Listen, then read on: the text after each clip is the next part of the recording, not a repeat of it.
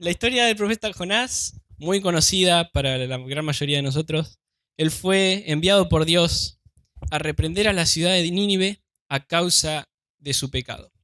Esta gran ciudad se encontraba a unos 800 kilómetros al este y en vez de obedecer a Dios, Jonás, ¿qué hace? Va a 4.000 kilómetros hacia el oeste, exactamente en la dirección contraria. Se tomó un barco a Tarsis. El mensaje que Jonás debía dar a Nínive era el siguiente: arrepiéntanse, porque de aquí a 40 días Nínive va a ser destruida. Eso está en Jonás capítulo 3, verso 4. ¿En cuántos días iba a ser destruida? Muy bien, a los que están atentos, 40 días. Adivinen cuánto era el tiempo estimado de navegación a Tarsis. 40 días, exactamente. Así que su cálculo fue más que sencillo. Me tomo un barco a Tarsis, o sea que no hay nada que me pueda hacer volver a Nínive, porque voy a estar en un barco, y aun si el Señor mismo se me apareciera en ese barco y me convenciere de volver a Nínive, no voy a poder porque ya voy a estar navegando, así que no va a haber vuelta atrás. Y finalmente, cuando llegue a Tarsis, luego de 40 días, Nínive inevitablemente va a ser destruida. Ahí vos te das cuenta de la intención de Jonás. El tipo calculó con extrema exactitud una desobediencia deliberada. Ahora bien, se dice, por lo general, que una persona tiene un llamado cuando tiene un fuerte deseo de servir en un determinado lugar. Pero aquí extraemos una enseñanza que es diferente. Dios muchas veces nos llama a donde no queremos ir. Nos llama a servir en un lugar en donde no queremos estar. Nos levanta en un momento en donde no quisiéramos estar de pie. Nos manda a convivir con personas con las que no queremos estar. Nos manda a dar un mensaje que no queremos dar. No es siempre algo agradable servir al Señor. Hay gente que cuando pasa una situación desagradable, lo primero que dice: yo me quiero ir de acá, de la iglesia o de lo que sea. Sáquense esa caricatura de siervo de la cabeza. Irse lejos del lugar a donde Dios te llamó, huir de su presencia en la dirección opuesta, escapar de la situación en donde Dios te pone para que aprendas a obedecer, será motivo de disciplina. Si huís del llamado de Dios, que no te quepa dudas de que Él te buscará a donde quiera que estés. No podemos escapar del Señor. Estemos donde estemos, Él nos traerá de vuelta. El título del mensaje: un desobediente reivindicado. La historia de Jonás. Ahí tienen las. Me voy para allá, me voy para acá. Primera parte, entonces, cuando huir no es la solución. Al analizar esta historia, vamos a encontrar a un profeta que es muy similar a Cristo, pero en el sentido contrario. O sea, una antítesis de Cristo. Cristo se caracterizó por ser obediente y obediente hasta la muerte de cruz, y Jonás se caracterizó por lo opuesto, por ser desobediente. Así que vamos a ver primero que nada que Jonás desobedeció. Dije que Cristo era una... Perdón, Jonás era una antítesis de Cristo. Fíjense, ambos estuvieron en un bote.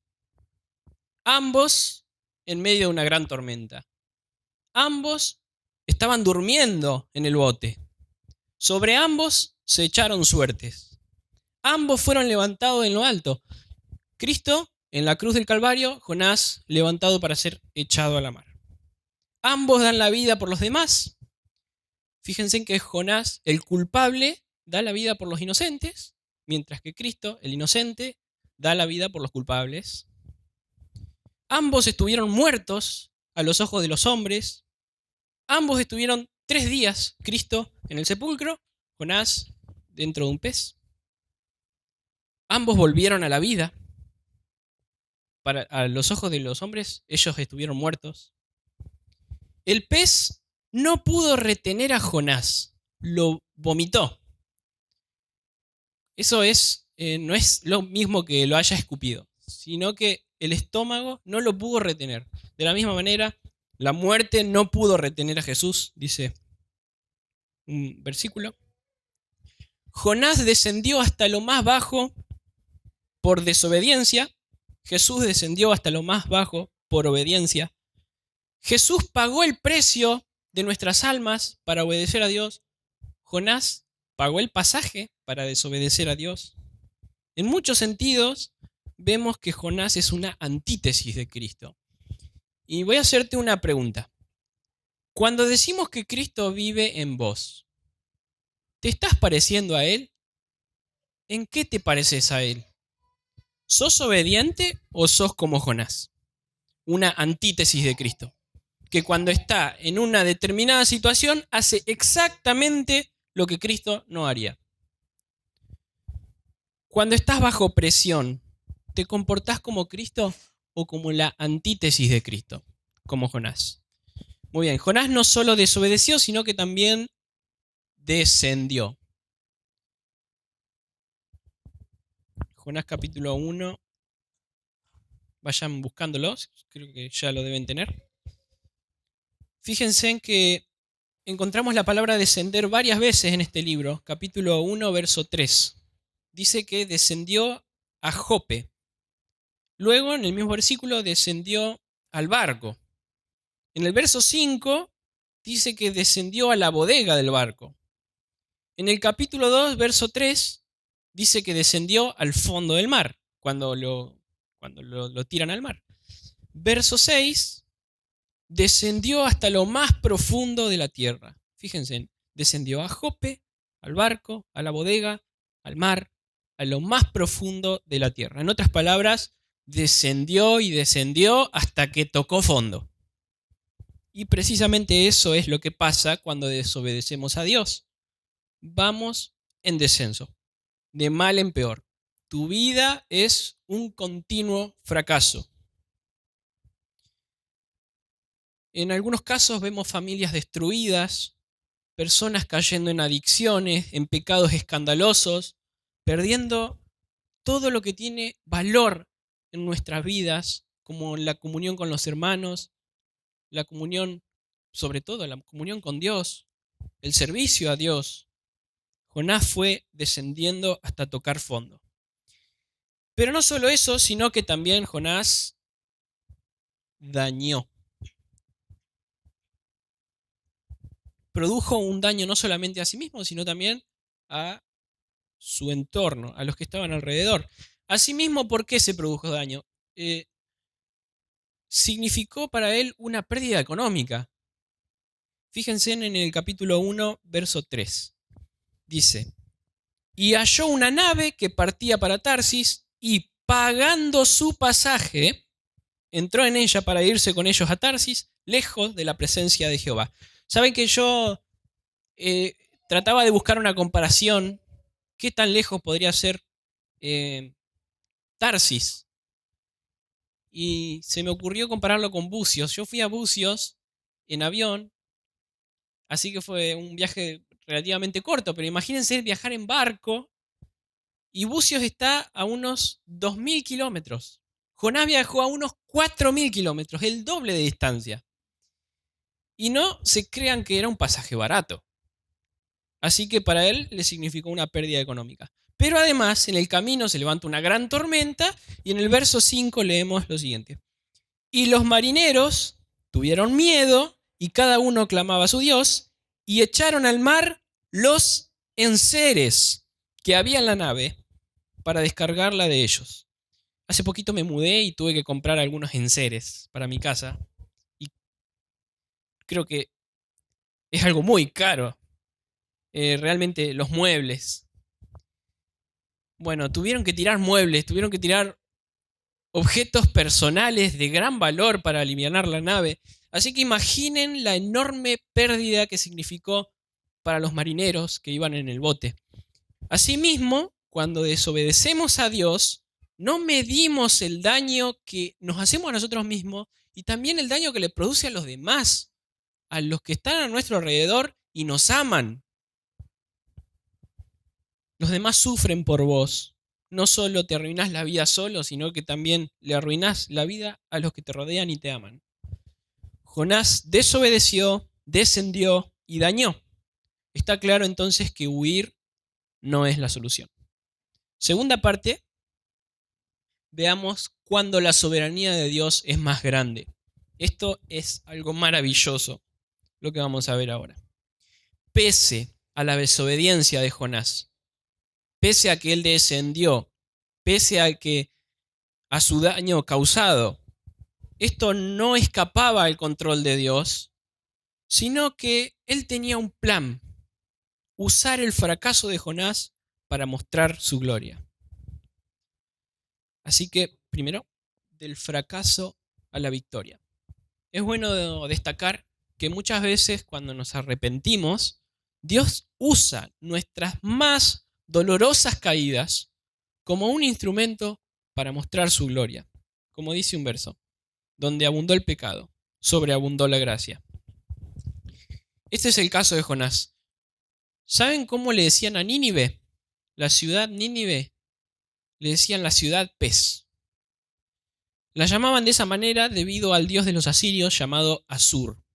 Este era el dios más importante del imperio. Y se lo asociaba con símbolos acuáticos, se lo representaba con el cuerpo de un hombre y cabeza de pez. De hecho, los sacerdotes de Nínive se vestían de pez. Y esto es muy importante: que Jonás haya sido tragado por un pez y que ese pez no lo haya podido digerir, de alguna manera significaba que el Dios de Jonás era más poderoso que el Dios de ellos, que el Dios pez. De esta manera, Dios usó el fracaso de Jonás para mostrar su gloria. Lo mismo sucede con nosotros cuando nos arrepentimos y estamos dispuestos a seguir la voluntad de Dios. Dios no solo olvida nuestro pasado, nos tira a lo profundo de la mar, sino que también permite que ese pasado doloroso sea nuestro más grande testimonio, el testimonio del poder de Dios que obró en nosotros, el poder de Dios que transformó nuestras vidas. Cuando estás arrepentido de tus fracasos, Dios levanta tus mayores victorias. Ahora, me parece a mí que no está bien que tengamos a Jonás como si fuera la oveja negra en el rebaño de los profetas, el desobediente. Porque si nosotros hubiéramos estado en su lugar, seguramente habríamos actuado de la misma manera. Y de hecho lo hacemos a diario. En Nahum, capítulo 3, se menciona a Nínive como la ciudad sanguinaria. Realmente ellos hacían cosas terribles con sus enemigos. Los despellejaban vivos. Estrellaban las cabezas de los bebés en los muros. Creo que Richie una vez contó que en Nínive a los prisioneros se los llevaba enganchados de las narices de una ciudad a la otra, por ejemplo. Y hay otras cosas aún más desagradables que no vale la pena mencionar. Pero entonces el mandato de Dios a Jonás fue terrible, fue tremendo. Anda a esa ciudad y pregona contra ella. Seguro Jonás pensó: acá me van a matar, me van a torturar. Entonces, ¿qué hizo? Se tomó un barco a Tarsis. Entonces, ¿cómo puede ser? No nos entra en la cabeza esto. ¿Cómo puede ser que una ciudad tan sanguinaria haya oído la palabra de Jonás en el segundo intento, ¿no? Y se hayan arrepentido? ¿Cómo puede ser eso? Bueno, hay una razón soberana ahí, y es que Dios tiene un poder soberano sobre el corazón de los hombres, que puede ablandar el corazón de los hombres, pero también hay una razón lógica. Lo lógico a primera vista sería que lo maten, pero los habitantes de esta ciudad creyeron la palabra de Jonás y se arrepintieron. ¿Cómo es esto posible? Bueno, la respuesta la encontramos en Lucas capítulo 11, verso 30. Vayan buscándolo. Lucas capítulo 11, verso 30. Mientras tanto, Gaby, pasa a la siguiente diapositiva. Una señal de Dios. ¿Por qué? Jonás para ellos fue una señal de Dios. Lucas 11:30 dice lo siguiente.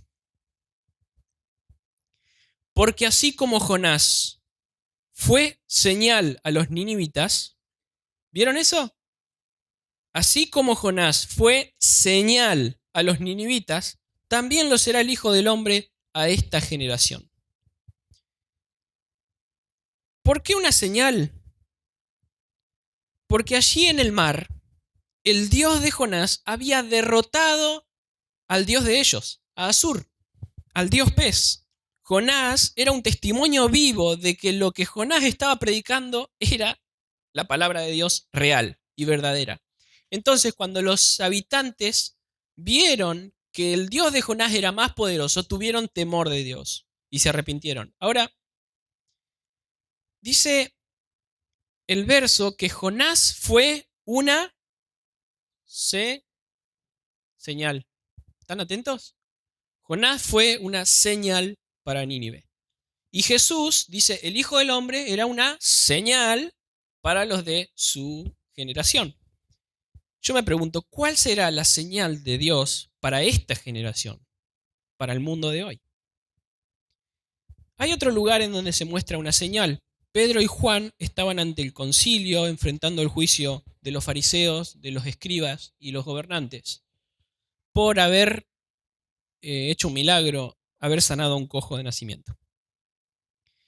Y los ancianos dicen en Hechos capítulo 4, versículo 16, dicen lo siguiente: ¿qué haremos con estos hombres? Porque de cierto, señal manifiesta ha sido hecha por ellos, notoria a todos los que moran en Jerusalén, y no lo podemos negar.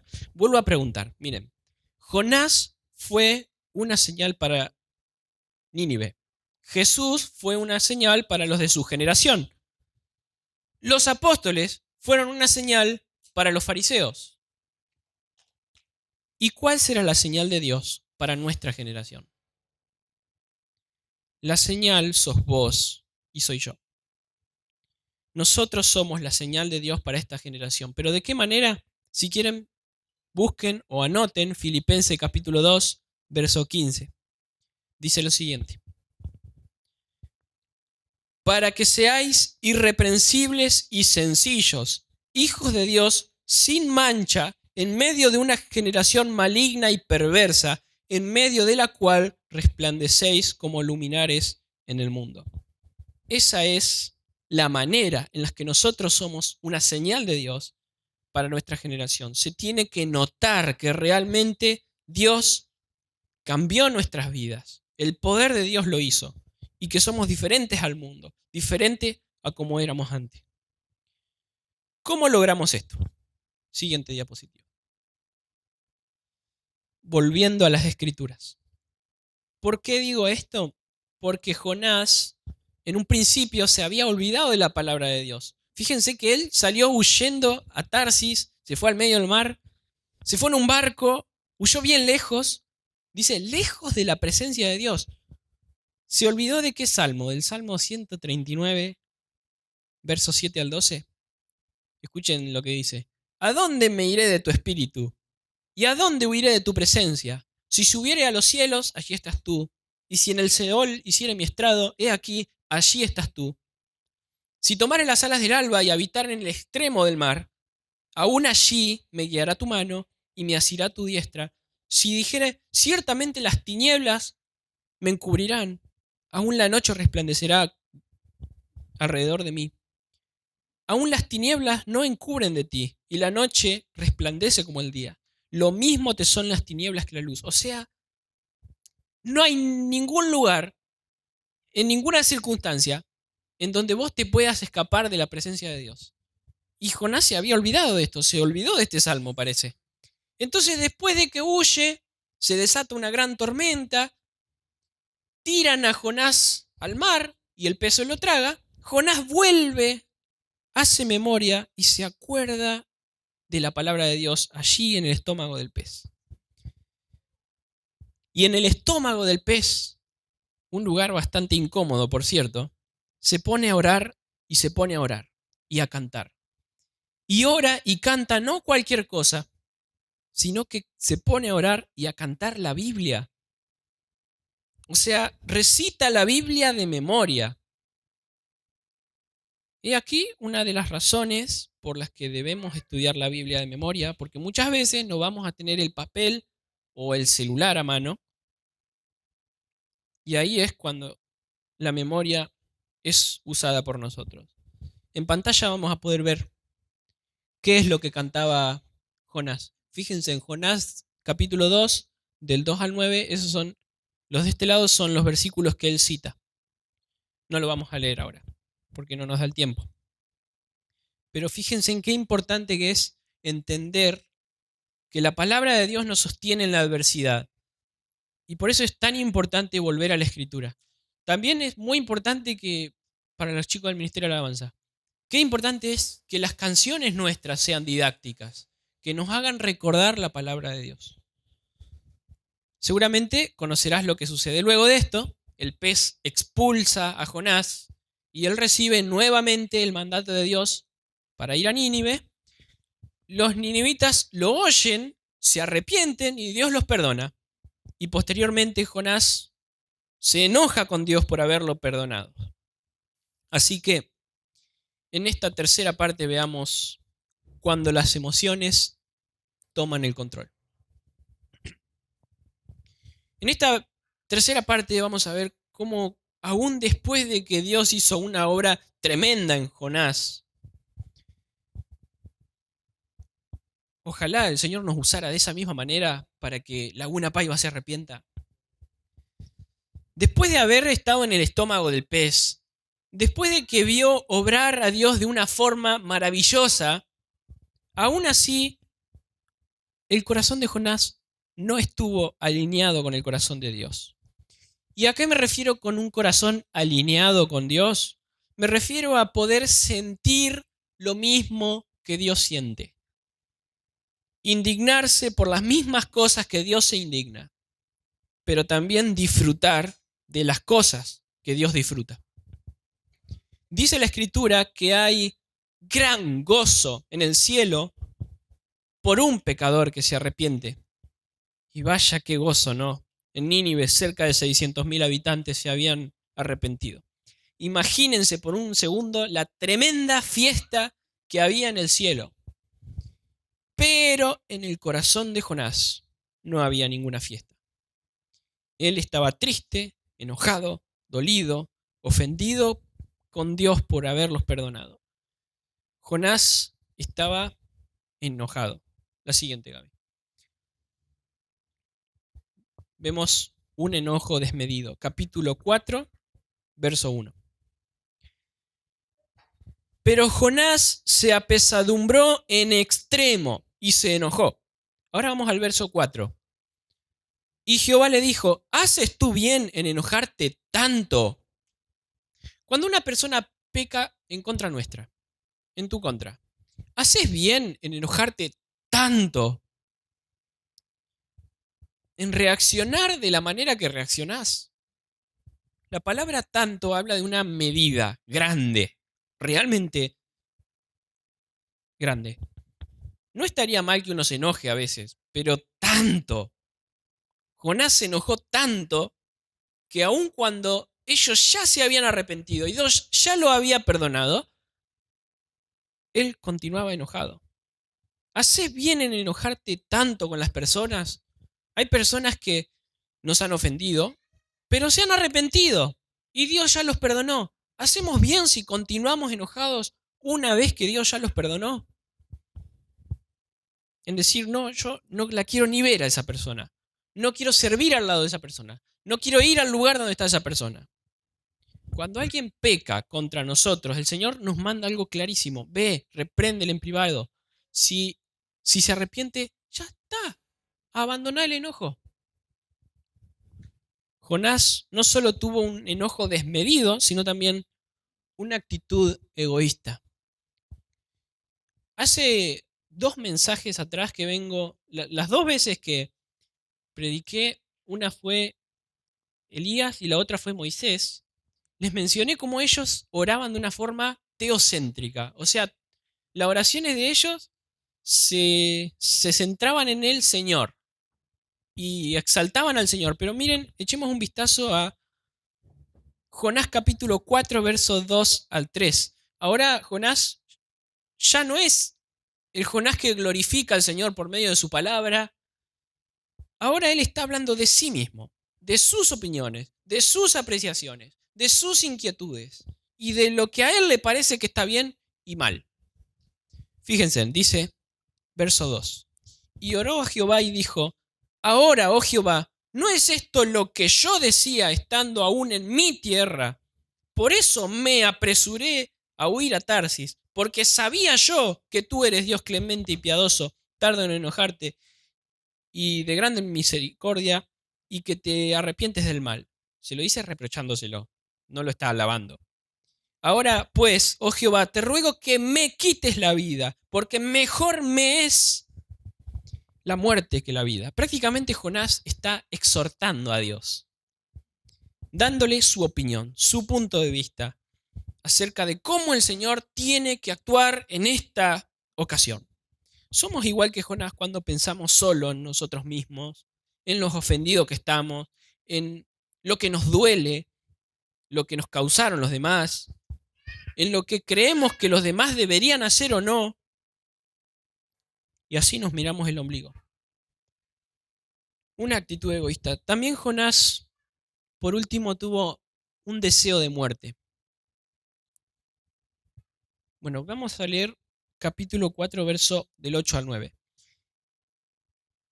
Y aconteció que al salir el sol, preparó Dios un recio viento solano, y el sol hirió a Jonás en la cabeza y se desmayaba, y deseaba la muerte, diciendo: mejor sería para mí la muerte que la vida. Entonces Dios dijo a Jonás: ¿tanto te enojas por la calabacera? Y él respondió: mucho me enojo, hasta la muerte. ¿Vieron? ¿Nunca les pasó esto? Que pasan por una situación dolorosa y empiezan a decir: no quiero vivir más. Llévame contigo, Señor, quítame la vida. Pero miremos unos versículos más. ¿Por qué es que Jonás estaba tan enojado? Miren, verso 6. Y preparó Jehová Dios una calabacera, la cual creció sobre Jonás para que se hiciese sombra sobre su cabeza y le librase de su malestar. ¿Y qué hizo Jonás? Se alegró grandemente por la calabacera. Vemos que al principio del capítulo Jonás se enojó tremendamente. Después se alegró grandemente y finalmente se vuelve a enojar hasta desear la muerte. No nos damos cuenta que nuestras emociones son una montaña rusa. Un día tenemos una calabacera, un celu nuevo, un televisor o un auto nuevo y nos alegramos grandemente por las cosas que el Señor nos da por su gracia, por las cosas materiales sobre todo, por las bendiciones que el Señor nos da. Pero al otro día se nos rompe eso, perdemos eso y nos enojamos hasta desear la muerte. Cuando tenemos esos arranques de bipolaridad, somos igual que Jonás. Tanto te enojas porque se te rompió el auto, tanto te enojas porque se te rompió el celu, tanto te enojas porque perdiste algo de plata, tanto vas a patalear por cosas materiales que el Señor te da solo por su gracia. Si el Señor no quisiera, no las tendrías. ¿Cuál es la enseñanza que el Señor le da a Jonás por medio de la calabacera? Que el corazón de Jonás no está alineado con el corazón del Señor. Se alegra demasiado por cosas que el Señor no se alegra.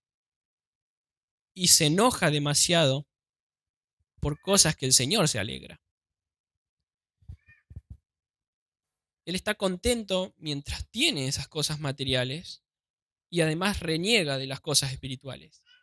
Se alegra por la calabacera y se enoja cuando Dios perdona a una gran población. ¿Notan lo desafinado que está ese corazón? Tu corazón no está alineado con el Señor cuando dejas que tus emociones te gobiernen. Cuando seguís resentido con algún hermano que Dios ya ha perdonado, que Dios ya ha traído al arrepentimiento, Cuando tu felicidad depende de las cosas materiales. Breve repaso y conclusión final. Dios nos llama a servir en lugares y momentos difíciles. Allí nosotros tenemos que estar dispuestos a ir, ya que si ignoramos su llamado, tarde o temprano la desobediencia traerá el descenso y el daño no solo a nosotros mismos, sino también a los que nos rodean. Y por otro lado, si nos damos cuenta de que ya estamos alejados del Señor, tampoco es, tampoco es que lo hayas perdido todo, porque si nos arrepentimos delante de Dios, Él seguramente va a usar nuestros fracasos para levantar nuestras mayores victorias. Pero nosotros tenemos que estar dispuestos a volvernos a Él, a volvernos a las Escrituras. Finalmente, debemos considerar el peligro de ser gobernados por nuestras emociones, procurando continuamente tener un corazón alineado con el corazón de Dios. Un corazón que sienta lo mismo que Dios siente, que se indigne por lo mismo que Dios se indigna, pero también que se alegra por lo mismo que Dios se alegra. Vamos a terminar orando.